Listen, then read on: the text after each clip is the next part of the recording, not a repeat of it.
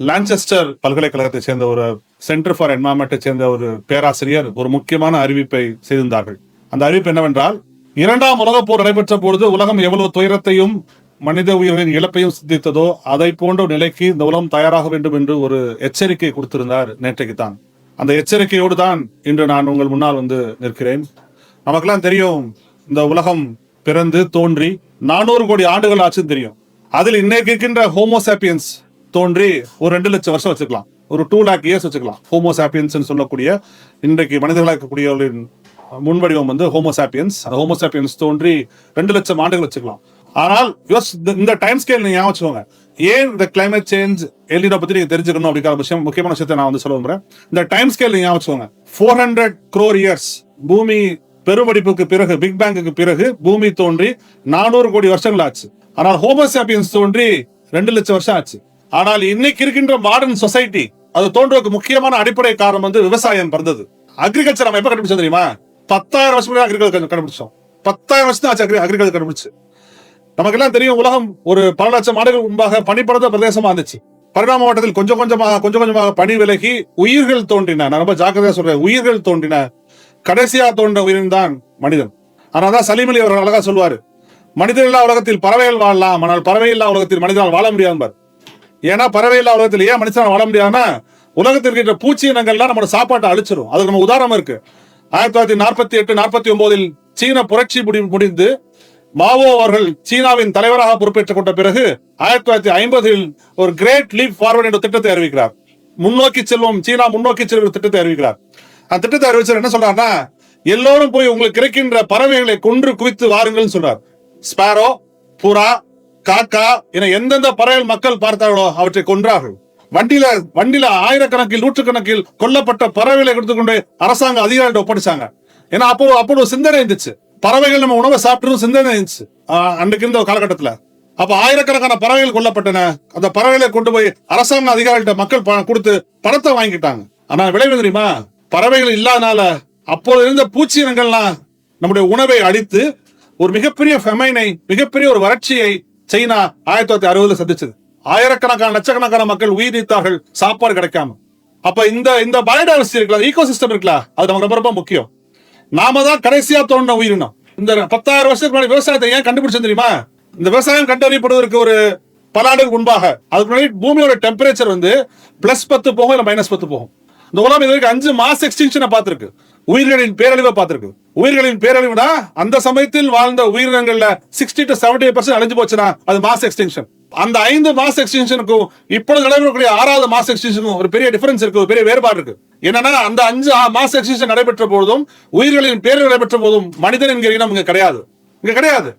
அதுக்கு காரணம் வந்து வேற்று கிரகத்தில் வந்து மோதிய விண்கற்களோ, ஆஸ்ட்ராய்டோ, மெட்டிராய்டோ அல்லது இங்க இருந்து ஒரு வைரஸோ தான் அதுக்கு ஒரு காரணமா இருந்துச்சு. அதனால டைனோசர் காணாம போச்சு. மேமோத் என்று சொல்லக்கூடிய யானையின் முன்னோடியும் காணாம போச்சு. ஆயிரக்கணக்கான லட்சக்கணக்கான உயிரினங்கள் அழிந்து போன அந்த 5 மாஸ் எக்ஸ்டிங்ஷன்ல. ஆனால் இப்போ நடைபெறக்கூடிய 6வது உயிர்களின் பேரழிவுக்கு என்ன வேறுபாடு? முதல் முறையாக மனிதன் என்கிற இனம் இந்த பூமியில் வாழுது. அது மட்டுமல்ல, இந்த 6th மாஸ் எக்ஸ்டிங்ஷனுக்கு ஒற்றை காரணியாக இருப்பது மனிதன் தான், நாம தான். மனிதர்களுக்கு கொல்லிக்கட்டையை வச்சு தலையில சுஞ்சுக்கிற எல்லா உரிமையும் இருக்கு. நம்ம அழிந்து போவதை தடுப்பதற்கு எந்த விலங்குகளும் தயாராக இல்லை, எந்த பறவைகளும் தயாரா இல்லை. நாம முடிவு பண்ணிட்டோம், நம்ம அழிஞ்சு போற முடிவு பண்ணிட்டோம்னா அதை பற்றி காட்டுல இருக்க சிங்கத்துக்கும் புலிக்கும் காக்காவுக்கும் குருவி கவலை இல்லை. ஆனால் நாம் செய்யக்கூடிய செயல்பாடுகளால் மற்ற உயிரினங்கள் பாதிக்கப்படுவதும் அதற்கான உரிமை மனிதர்களுக்கு கிடையாது என்பதை நான் தயவு செய்து புரிந்து கொள்ள வேண்டும். அப்ப அந்த விவசாயத்தை கண்டறிந்ததுக்கு முக்கியமான காரணம் இருப்பது இந்த பூமியின் சராசரி வெப்பளவு +1 இருந்து -1 தான் வேறியாச்சு இந்த 10,000 வருஷத்துல. அது வேணா +10 இருந்து -10 போகும், வாழ முடியாத ஒரு இடத்துல இருந்து. அப்ப விவசாயத்தை கண்டுபிடித்ததுக்கு மனிதர்கள் கண்டுபிடித்ததுக்கு இன்வென்ட் பண்ணதுக்கு ஒற்றை காரணி இந்த பூமியோட ஆவரேஜ் டெம்பரேச்சர் +1 இருந்து -1 வேரியானதான். நாம் உயிர்கள் வாழ்வதற்கு வெப்பம் வேணும், யார் வேணாம்னு சொல்ல. நீ உலகத்தோட மிகப்பெரிய பயோடைவர்சிட்டி எங்க இருக்கும் பாருங்க, டிராபிக்கல் ரீஜனா இருக்கும். South America, Africa, India, south east Asia, இங்கதான் பயோடைவர்சிட்டி அதிகமா இருக்கும். நீங்க போலார் ரீஜன்ஸ்ல, வட துருவத்துல அல்லது நார்த் போல்ல பல்லுயிரும் இருக்கும். ஆனால் இந்த அளவுக்கு செழித்தோங்கிய ஒரு பயோடைவர்சிட்டி அது இருக்காது. முக்கியமான காரணம் இந்த பகுதி தான் tropical place where there is lot of heat. உயிர்கள் வாழ்றதுக்கு வெப்பம் வேணும், வெப்பாடி உயிர்கள் வாழாது. இந்த 10,000 வருஷமா தான் விவசாயம் செய்த இடத்தில் நாம் வாழ ஆரம்பித்தோம். அதுக்கு முன்னாடி ஹண்டர் கேதரர்ஸ் கண்ணில் கிடைக்கிற விலங்கை வேட்டையாடுவோம், கண்ணில் கிடைக்கிற பழங்களை எடுத்து சாப்பிடுவோம். அவ்வளவுதான் நாம.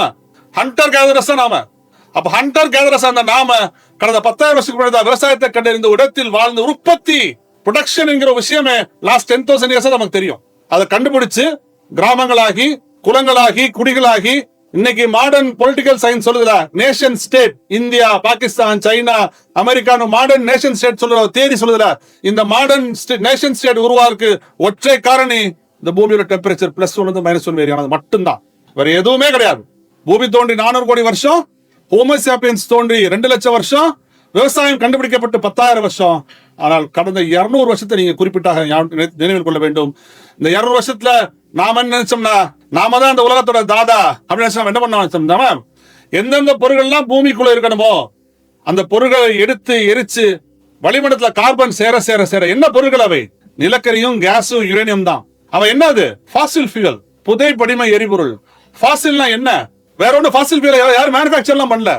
லட்சக்கணக்கான கோடிக்கணக்கான ஆண்டுகளுக்கு முன்பாக இந்த உலகத்தில் வாழ்ந்து மறைந்து இறந்து படிமமானதுதான் இந்த ஃபாசில் ஃபியூயல்ஸ்.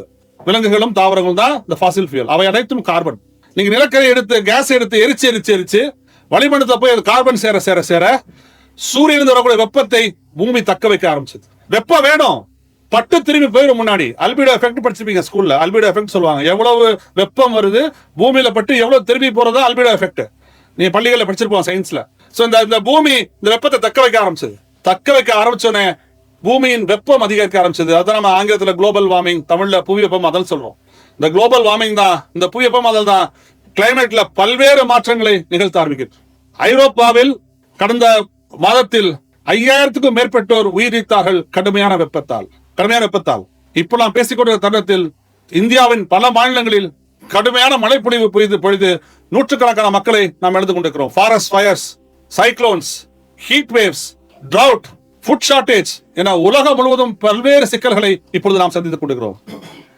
இது யாரும் உருவாக்கியதல்ல, நாமே நம்மால் உருவாக்கப்பட்டதுதான். இந்த காலநிலை மாற்றம் என்கிற மிகப்பெரிய தாக்கத்தை உலகம் சந்தித்துக் கொண்டிருக்கிறது. இந்த காலநிலை மாற்றம் பத்தி பல்வேறு விஷயங்கள் நாம் பகிர்ந்து கொள்ள வேண்டும், தெரிந்து கொள்ள வேண்டும். ஏன் இது நடைபெற்றது? அதுவும் கடந்த 25 வருஷம் இருக்குல்ல, உலகம் முழுவதும் ஒரு கிரேட் ஆக்சலரேஷன் பேர்ல ட்ரம்ப் பிரசிடென்ட் வராரு. அவர் என்ன பண்றாரு? கிளைமேட் சேஞ்ச் சயின்ஸே நிராகரிக்கிறார். ட்ரில் பேபி ட்ரில் ஒரு திட்டத்தை அறிவிக்கிறார். எல்லாரும் போங்க, எண்ணெய் எடுங்க, நிலக்கெடுங்க சொல்றாரு. அவ்வளவு கிளைமேட் சேஞ்ச் அதிகப்படுத்துது. உலகம் முழுவதும் கடந்த 25 வருஷத்துல வளர்ச்சிங்கிற பேரில் நாம் எடுத்த விளைவுகளை இன்றைக்கு உலகம் செஞ்சது. 200 வருஷத்துல நம்ம ஆரம்பிச்சிட்டோம். ஆனா கடந்த 25-30 ஆண்டுகள்ல உலகம் முழுவதும் ஒரு வெறிகுண்ட வளர்ச்சியை நோக்கி இந்த உலகம் போய் கொண்டிருக்கிறது. அது வளர்ச்சியா இல்லையா என்பது வேற கேள்வி.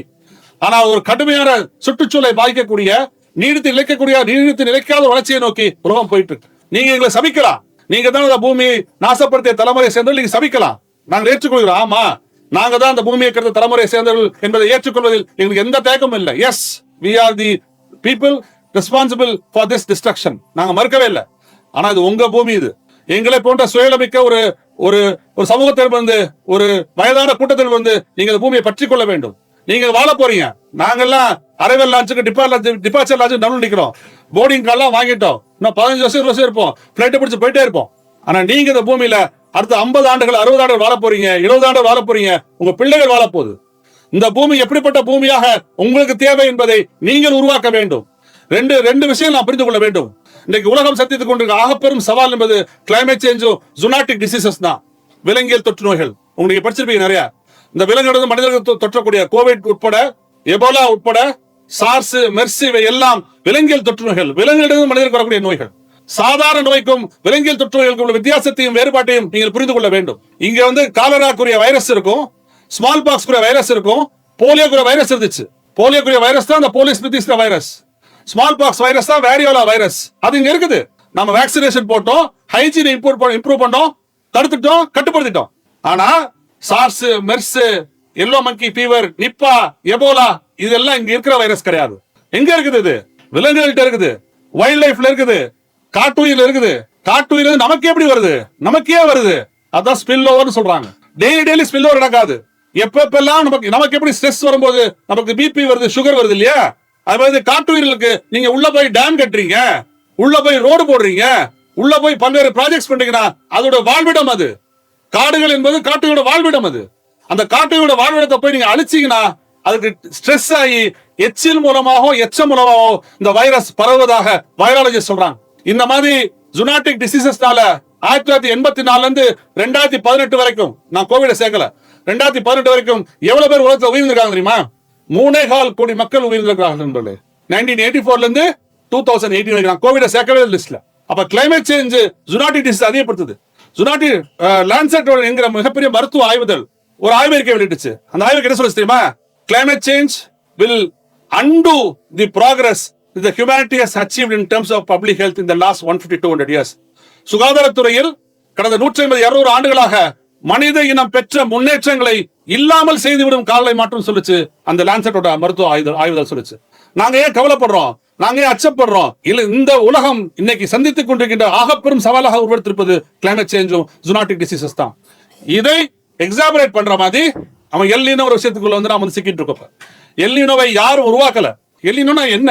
பசிபிக் பெருங்கடல்ல பூமத்திய ரேகை ஒட்டியுள்ள பகுதியில, ஈக்வேட்டர் ஒட்டியுள்ள பகுதியில இயல்பை விட டெம்பரேச்சர் கூடுச்சுன்னா அது எல்லினோ. ஆயிரக்கணக்கான கோடிக்கணக்கான ஆண்டுகளை நடந்துட்டு இருக்கும். 3 வகையில எல்லினோ என்பது 3 வகைப்படும். El Niño, strong El Niño, super El Niño. இது 3ம் எல்லினோ வகை. இந்த டெம்பரேச்சர் கூடுச்சுன்னா அது எல்லினோ, இயல்பை விட டெம்பரேச்சர் குறைஞ்சதுன்னா லானினா. இந்த 2 இல்லாம நியூட்ரல் ஃபேஸ் இருந்துச்சுன்னா எல்லினோ, நியூட்ரல் ஃபேஸ், லானினா. இந்த 3ம் சேர்ந்ததுதான் என்சோ என்று சொல்லக்கூடிய எல்னினோ சதர்ன் ஆசிலேஷன். இது யாரும் உருவாக்கியது அல்ல. தயவு செஞ்சு புரிஞ்சுக்கோங்க. El Nino is not made because of climate change. காலநிலை மாற்றம் வந்து எல்னினோ உருவாக்கல. It's a phenomenon.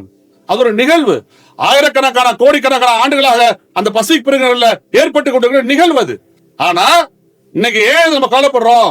ஏன் இன்னைக்கு இந்த லான்செஸ்டர் பல்கலைக்கழகம் சரி, அமெரிக்காவுடைய நோவாவும் சரி, வேர்ல்டு மெட்ரோலஜி ஆர்கனைசேஷன் சரி, ஏன் இப்போது வரக்கூடிய எல்லினோவை காட்சிலா எல்லினோ என்று சொல்கிறார்கள் என்றால், இதுவரை உலகம் 1.8 டிகிரிஸ் ஹைட் தான் அந்த எல்லினோ காலகட்டத்தில் சந்திச்சிருக்கு. ஆவரேஜ் டெம்பரேச்சர் 1.8 தான் சூப்பர் எல்லினோ. எப்படிமா அந்த சூப்பர் எல்லினோ லாஸ்டா 0.6 இருந்து 0.8 குடிச்சுனா அது எல்லினோ. 1.2 டிகிரிஸ் குடிச்சுனா ஸ்ட்ராங் எல்லினோ. 1.2 டிகிரிஸ் குடிச்சுனா சூப்பர் எல்லினோ. இதான் 3 டிஃபரண்ட் ஸ்டேஜஸ் எல்லினோல. 2015 is a super El Nino year. அப்ப என்ன பார்த்து சென்னை ஞாபகம் 2015 உங்களுக்கு. 2023 is an El Niño year. Thoothukudi floods, 2015 Chennai floods. இதே மாதிரி 1876ல சூப்பர் எல்லினோ வந்து 1.8 டிகிரி குடிச்சு. தமிழ்நாட்டுல 3 ஒருவர் மறைத்து போனார்கள் அந்த சூப்பர் எல்லினோல 1876ல. அப்ப 1.8 டிகிரி செல்சியஸ் குடிச்சு பசிபிக் பெருங்கடல்ல. பசிபிக் பெருங்கடல்ல ஹீட் போக என்ன ஆகும்னா, இந்தியா மாதிரி இருக்கக்கூடிய நாடுகள் அந்த மாய்ஸ்சரை இழுத்துரும். அது ஹீட் வந்து மாய்ஸ்சர் இழுத்துரும். இந்த மாய்ஸ்சர் என்ன ஆகும்? ட்ரவுட் வரும். அதனாலதான் இந்தியாவின் முக்கியமான சவுத் வெஸ்ட் மான்சூன் வந்து மிக மிக கடுமையாக பாதிக்கப்பட்டு இன்னைக்கு ஒரு பெரிய டெபிசிட்ல வந்து போயிட்டு இருக்குது. இந்த 1876ல வந்த எல்னினோ காலகட்டத்துல தமிழ்நாட்டில் இருந்த 3 பேர்ல ஒருத்தர் உயிரிழந்துட்டாங்க. எதனா தெரியுமா? பஞ்சத்தால். ஒரே ஒரு நல்ல விஷயம், இன்னைக்கு நம்ம உணவு பற்றாக்குறை நமக்கு ஏற்படாது. ஏன்னா கிட்டத்தட்ட 600 லட்சம் டன் நம்ம கோதுமையும் அரிசியும் வச்சிருக்கோம் நம்முடைய ஸ்டாக்ல. இன்னும் 2 வருஷம் நம்ம வச்சிருக்கோம், ஸ்டாக் வச்சிருக்கோம். சோ பஞ்சம் பசி வந்து யாரும் சாக மாட்டாங்க. ஆனால் வெப்பம் மக்களை கொல்லும். தெலுங்கானால கடந்த மாதம் 45 பேர் இறந்துட்டாங்க ஒரே நாள் ஒரே இடத்துல. பீகார்ல இன்னும் பல இடங்களில் வெப்பத்தால் மக்கள். இப்ப நீங்க சென்னையில தரமல்ல ஒரு பையன் கிரிக்கெட் விளையாட்டு தான், யங்ஸ்டர் 23-24 இயர்ஸ் இருக்கும், டப்புனு விழுந்து இறந்துட்டான், ஹீட் ஸ்ட்ரோக். சோ வெப்பம் மக்களை கொல்லும். இப்பொழுது ஏன் காட்சிலா எல்னினோன்னு சொல்றாங்கன்னா, இதுவரைக்கும் 1.8 டிகிரி செல்சியஸ் இன்க்ரீஸ் தான் எல்னினோ கடந்து தமிழ்நாடு உலகம் சந்திச்சிருக்கு. ஆனால் இப்போது ஆய்வாளர் என்ன சொல்றாங்கன்னா, இது 3.5 டிகிரி அளவுக்கு வரைக்கும் கூடுறதுக்கான வாய்ப்புகள் நவம்பருக்கு மேல இருப்பதாக ஆய்வுகள் நமக்கு சொல்றாங்க.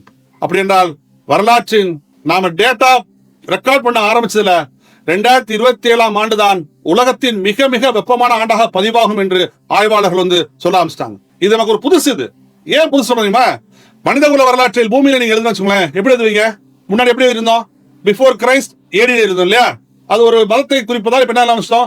பொது ஆண்டுக்கு முன்பாக common era, before common era ஆரம்பிச்சிட்டோம். சிஇ பிசி ஆரம்பிச்சிட்டோம். ஆனால் பூமியில் மனிதகுல வரலாற்றை எழுதுனா எப்படி எழுதுனா 2024 முன்னாடி 2024 அப்புறம் தான். ஏன்னா 2024 தான் முதல் முறையாக இப்பொழுது வாழக்கூடிய மனிதர்கள் 1.5 டிகிரி அளவை உயர்ந்ததை சந்தித்தார்கள். அது வரைக்கும் நமக்கு 1.5 டிகிரி அளவு உயர்ந்தது எப்படி நமக்கு தெரியாது.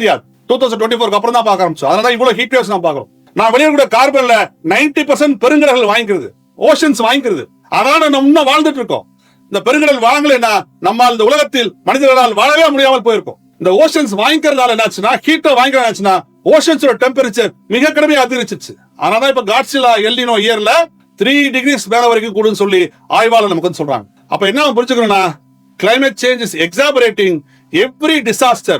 புயல்கள் தீவிரமாகுது, மழைப்பொழிவு தீவிரமாகுது, வெயில் தீவிரமாகுது, வறட்சி தீவிரமாகுது, ஃபாரஸ்ட் ஃபயர்ஸ் தீவிரமாகுது, எல்லாவற்றையும் தீவிரப்படுத்துது கிளைமேட் சேஞ்ச், காலநிலை மாற்றம் என்பதை நாம் தயவு செய்து புரிந்து கொள்ள வேண்டும். எங்களை பார்த்து நிறைய பேர் கேட்பாங்க, ஏன்னா உங்களுக்கு ஒரு வேலையே இல்லையா, இப்ப பார்த்தாலும் இந்த கிளைமேட் சேஞ்ச் என்வரன்மெண்ட் தான் பேசுறீங்களா, வேற வேலையெல்லாம் கேட்பாங்க. எல்லா பிரச்சனையும் முக்கியம் தான், ஆனால் மற்ற பிரச்சனைகளை பொறுத்த மட்டில் காலங்கள் மாறும் பொழுதோ ஆட்சிகள் மாறும் பொழுதோ பார்த்து கொள்ளலாம், தீர்த்து கொள்ளலாம். ஆனா கிளைமேட் சேஞ்ச் பொறுத்த மட்டும் நீங்க வந்தா பாத்துக்கலாம் வச்சீங்கன்னா, வந்தால் பார்ப்பதற்கு ஒன்றுமே இருக்காது என்பதை தயவு செய்து நீங்கள் புரிந்து கொள்ள வேண்டும். If you think that you can see when it comes, there will be nothing to see when it comes என்பதை நீங்கள் தயவு செய்து புரிந்து கொள்ள வேண்டும். அப்ப இந்த காலநிலை மாற்றம் என்பது மற்ற பிரச்சனைகள் போல அல்ல. It's questioning our existence. மனித இனம் இந்த உலகத்தில் பூமியில் வாழ முடியுமா முடியாதா என்பதை தீர்மானிக்க போயிட்ட பிரச்சனையாக நாம் காலநிலை மாற்றத்தை பார்க்க வேண்டும். நம்மள மாதிரி மிடில் கிளாஸ் மக்களுக்கு வெளியே 1 டிகிரி செல்சியஸ் கூடுறது, நம்ம ரிமோட் எடுத்து 1 டிகிரி செல்சியஸ் ஏசியில குறைக்கிறது. ஆனா ரோட்ல இருக்க கிக் ஒர்க்கர்ஸ், கன்ஸ்ட்ரக்ஷன் ஒர்க்கர்ஸ், விவசாய தொழிலாளர்கள், ஆட்டோ ஓட்டுநர்கள், நடைபாதையில பழம் விற்கிறவங்க, காய்கறி விற்கிறவங்க, பால் போடுறவங்க, குப்பை அள்ளுறவங்க, இவங்க என்னது அசால்ட்டா அரசாங்கம் சொல்லிட்டோம், காலை 10:30 மணில இருந்து 3 மணிக்கு யாரும் வெளியே வராங்கன்னு சொல்லிட்டோம். நாம வீட்டுக்குள்ளே உட்காந்துக்குவோம், ரூமுக்குள்ளே உட்காந்துக்குவோம், ஏசி போட்டு உட்காந்துக்குவோம். ஆனால் 80% மக்கள் அங்க சாலையில் பணியாற்றினால்தான் அவர்கள் வாழ்வாதாரம். அது it's an economic thing for them. நமக்கு ஒரு 1 டிகிரி செல்சியஸ் ஏசியில குறைக்கிறது, ஆனா அவர்களுக்கு அது வாழ்வாதாரம் சம்பந்தப்பட்ட பிரச்சனை. அப்ப நம்மளுடைய மைண்ட் செட் என்பது சமுதாயத்தின் கடைசி அங்கத்தில் கடைசி படியில் யார் இருக்கிறார்களோ அவருடைய பார்வையிலிருந்து நாம் பிரச்சனை அணுக வேண்டும். பெண்கள் அதிகமாக பாதிக்கப்பட்டிருக்கிறார்கள். இந்த காலநிலை மாற்றத்தால் அதிகம் பாதிக்கப்பட போவது பெண்களும் குழந்தைகள் தான். அப்ப இளைஞர்களாகிய நீங்கள் தான் இந்த புவியை காப்பாற்றுவதற்கான அநேகமாக எல்லோரும் இணைந்து மிக கடுமையாக பணியாற்ற வேண்டிய தேவையும் கடமையும் இருக்கிறது என்பதை இந்த தருணத்தில் நான் சுட்டிக்காட்ட விரும்புகிறேன். இந்த பூமிங்கிறது நம்ம தாத்தா பாட்டமான சொத்து கிடையாது, நாம் பேரம்பேத்திருவார்கள் கடன். அதை வட்டி முதலமாக அடுத்த தலைமுறை கொடுக்க வேண்டிய பொறுப்பு நம் அனைவருக்குள்ள தெரிவித்து இந்த வாய்ப்பு நன்றி தெரிவித்து விடைபெறுகிறேன். நன்றி, வணக்கம்.